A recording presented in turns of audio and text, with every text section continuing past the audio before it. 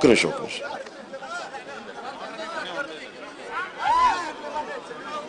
ఏంటమ్మా రైల్వే గేటా?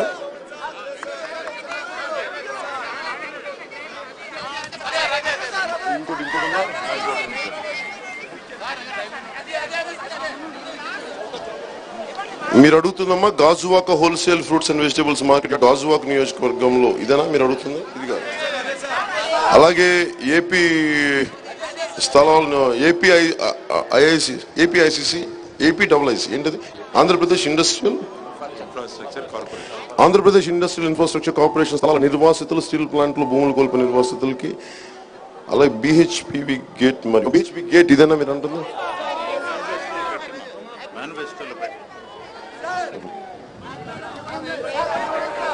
మాట్లాడ railway gate లేదు నా దగ్గర. సమస్య చెప్పండి నాకు. చెప్పమ్మా చెప్పు.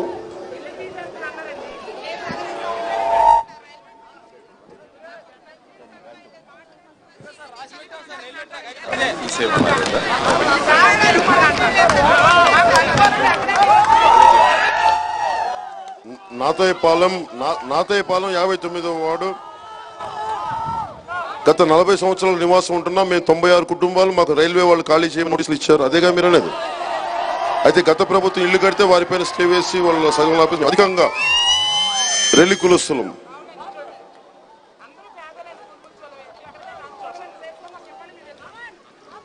అమ్మా నమస్కారం.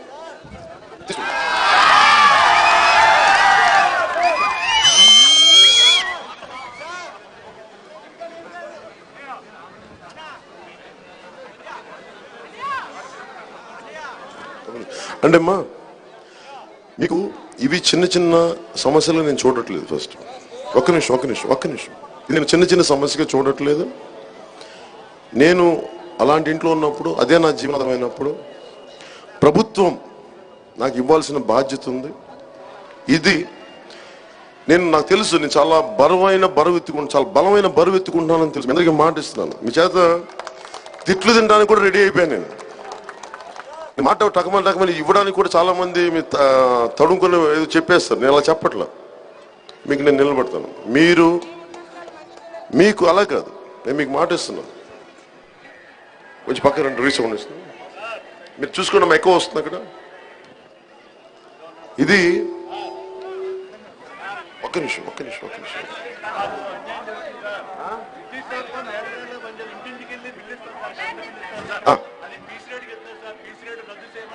పీసీ రేట్ అంటే ఇంటింటి కరెంట్ బిల్లు.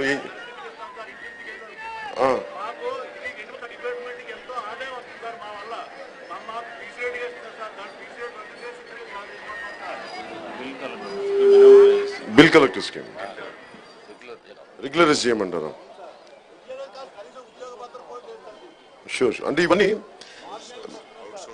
అవుట్ సోర్సింగ్ ఉద్యోగాలు ఇవన్నీ కదా. యాక్చువల్ గవర్నమెంట్ అవుట్ సోర్సింగ్ ఉద్యోగాలు మానేయాలి.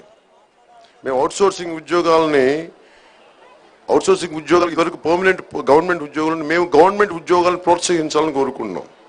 అవుట్ సోర్సింగ్ ఉద్యోగాలని ఎంత తగ్గిస్తే అంత మంచిదని కోరుకుంటున్నాం.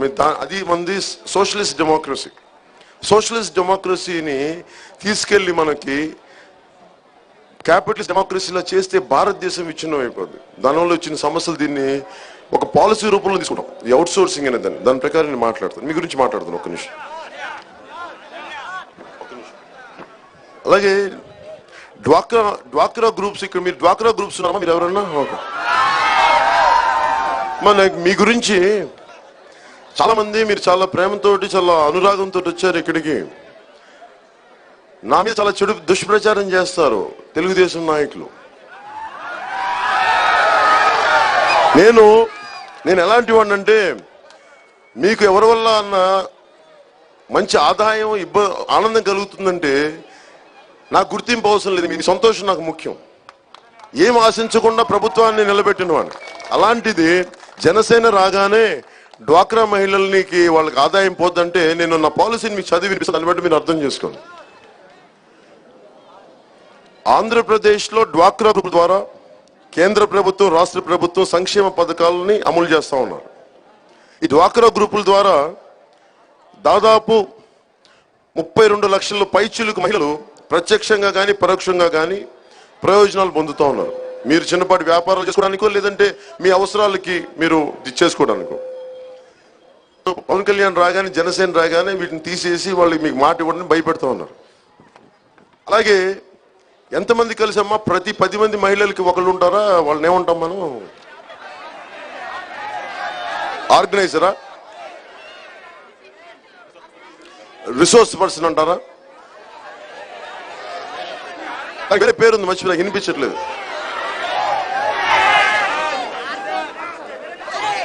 ఒక నిమిషం అందరం ప్లీజ్ మీరు ఆపండమ్మా, మీరు చెప్పండమ్మా.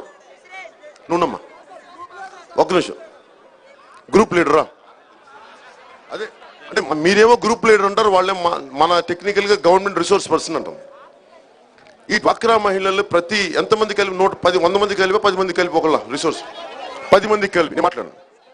ప్రతి 10 మంది కలిపి ఒక రిసోర్స్ పర్సన్, ఒక గ్రూప్ లీడర్ ఉంటారు. నేనేం చెప్తున్నానంటే మరి చంద్రబాబు గారికి మనకేంటి తేడా? మీకు నాకు అండగా ఉన్నప్పుడు నేను మీకు కొంచెం ఎక్కువ చేయాలి, ఉన్నది ఎలా తీసేస్తాను మీకు? నేను ఆలోచిస్తుంది, మేము నిర్ణయించుకుంది ఇంకా చెప్పాలంటే ఈ డ్వాక్రా మహిళల సంక్షేమ పథకాలని మిమ్మల్ని అధికారులు ఇబ్బంది, బ్యాంక్ అధికారులు వచ్చి మిమ్మల్ని చాలాసార్లు ఇబ్బంది పెడతారు కదా. ఎందుకు మహిళల బ్యాంక్, నేను మహిళా బ్యాంక్ ఎందుకు అన్నానంటే డ్వాక్రా ఆడపడుచులతో మాట్లాడి మీకు మహిళా బ్యాంక్ పెడతానని చెప్పారు. అది మొదటిది. దానికి కొంతకాలం టైం తీసుకుందాం అని అది పక్కన పెడితే దాదాపు 8,000 మంది లీడర్స్ ఉంటారు కదమ్మా, అందరికి కలిపి గ్రూప్ లీడర్స్. ఈ 8,000 మందికి మేము ప్రభుత్వ ఉద్యోగులు కన్ఫర్మ్ చేస్తాం. వారికి జూనియర్ క్లర్క్ ఎంత వేతనాలు ఇస్తారో ఆ రిసోర్స్ పర్సన్స్ కి, ఆ డ్వాక్రా సంఘాలకు సంబంధించిన గ్రూప్ లీడర్స్ ని ఎన్ని వేల మంది ఉన్నారు వాళ్ళందరినీ జూనియర్ క్లర్క్ తో సమాన స్థాయి వేతనాన్ని ప్రభుత్వం ద్వారా మీకు ఇప్పిస్తాం. మీకు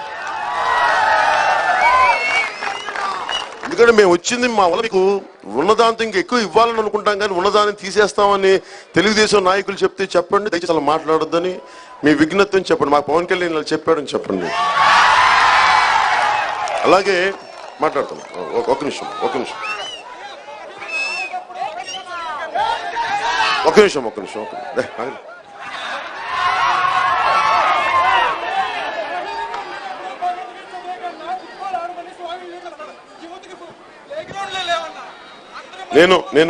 నేను మీకు చెప్తున్నాను. ఈ రోజున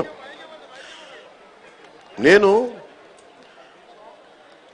ఇప్పుడు బలమైన, నేను ఫస్ట్ ఇది లియోనార్డో డా వించి నాకు ఇష్టమైంది చెప్తాను. A strong mind in a strong body. ఒక బలమైన మనసు బలమైన శరీరంలో ఉంటుంది. బలమైన శరీరం కావాలంటే నీకు శారీరక దారుఢ్యం ఉండే క్రీడలు కావాలి. మన క్రీడలు ఏంటంటే మనం కూర్చోబెట్టి ఒక చోట చిన్న పిచ్చుకలో కూర్చొని, సోఫాలో కూర్చొని, లేదంటే కుర్చీలో కూర్చొని చిన్న కంప్యూటర్తో ఆడుకున్నాం. అది మనం ఆడే ఆటలు. ఇది తప్పు మంది కాదు, తప్పు ప్రభుత్వం. ఇంతమంది యువత బైకులు తిరుగుతున్నారు, అరుస్తున్నారు, నా దగ్గర వస్తున్నారంటే నేను కోరుకుంటుంది మీకు బలమైన ఆడుకోవడానికి. కానీ క్రీడా స్థలాలు లేకపోతే నేను ఇంత తపన పడతానంటే నా కొడుకుని పంపించడానికి స్థలాలు లేవు. బయటికి రోడ్డు మీద ఎలాంటి యాక్సిడెంట్ అవుతుంది, నేను ఆప్ చేసి ఇంట్లో కూర్చోబెడతాను. అలాంటిది మనకి ఇలా ఎంత ఇబ్బంది ఉంటుందో నాకు తెలుసు. నేను ప్రతి ప్రతి వార్డుకి జనాభా నిష్పత్తిని బట్టి నేను అంటే మనకి ఇక్కడ ఇంత స్థలం ఉంది,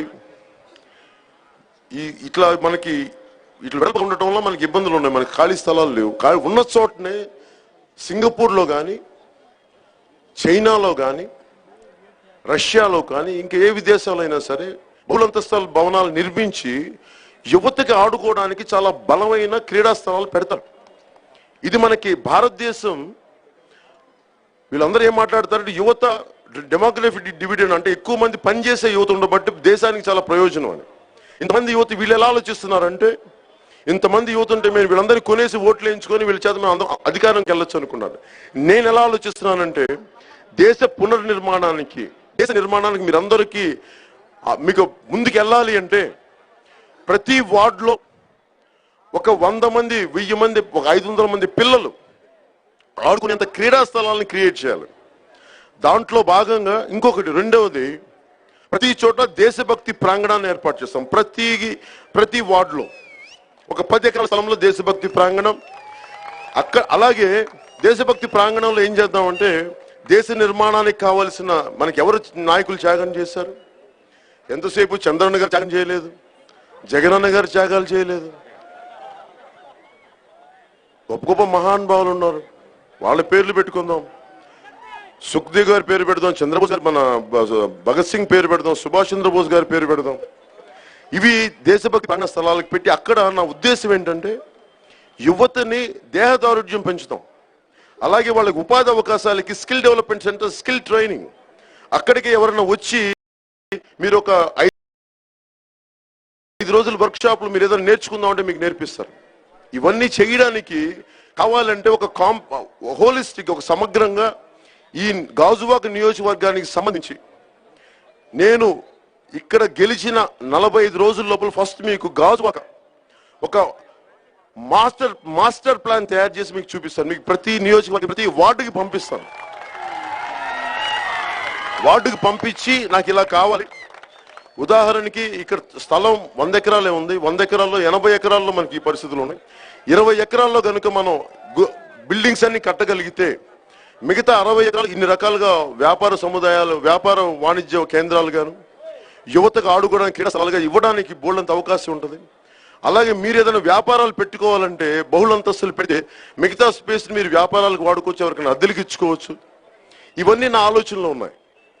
అలాగే మా ఆడపడుచులందరికీ నేను ప్రతిసారి గ్యాస్ సిలిండర్లు, రేషన్లు అమ్మలేను. మీరు నాకు అసహ్యంగా ఉంటుంది అమ్మటం. మీరు అర్థం చేసుకోండి. మీకు ఓటేస్తే మీకు గ్యాస్ సిలిండర్ ఇస్తా, ఓటేస్తే మీకు రేషన్ ఇస్తా. నాకు చెప్పాలంటే ఇబ్బందిగా ఉంటుంది. నాకు నిజంగా మా అమ్మని చూసేవాడిని, మా అక్కలను చూసేవాడిని కదా, అవన్నీ దృష్టిలో పెట్టుకొని చేసిన రేషన్. చిన్నప్పుడు నేను నెల్లూరు ఉండేప్పుడు రేషన్ తెచ్చేవాడిని. అది తినడానికి పనికొచ్చే కదా ఒక్కోసారి. అవన్నీ దృష్టిలో పెట్టుకొని చేసిన ఇవన్నీ మన డబ్బుల్ని ఎవరెవరు అడ్డగోలుగా దోచేసి వాళ్ళు వేరే చోట పంచుకుంటున్నారు. ఇవన్నీ దృష్టిలో పెట్టుకొని చెప్తున్నాను.